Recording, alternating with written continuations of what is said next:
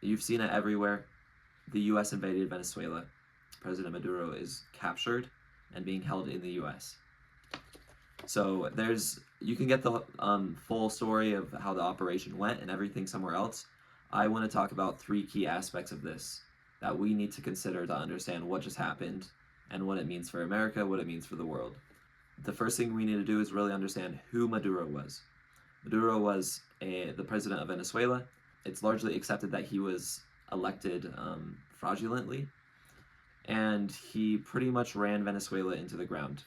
Economically, politically, in every way, he really was bad for the Venezuelan people. Two, oil is such a big part of this story. President Trump talked about the oil. He was open about why the U.S. did this. It was largely for the wealth of the oil.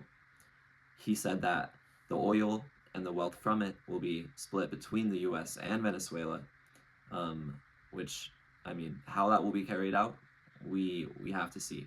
And so that is something that we should be looking for in the coming weeks, in the coming months, in the coming days, hopefully, is how the wealth will be distributed and how Venezuela will be ran. Because Trump said the U.S. will run Venezuela, and there's really not a precedent for the U.S. doing this to another country.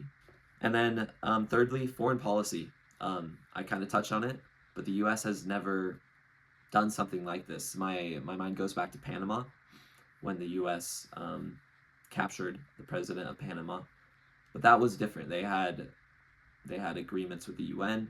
It was definitely a more universally accepted mission. This was completely President Trump and his team. There was no congressional approval. The U.S. has historically used these different bodies to make sure that power is distributed and decisions are distributed as well. And Trump, I mean, this was a massive, massive decision, and he largely made it by himself without congressional approval.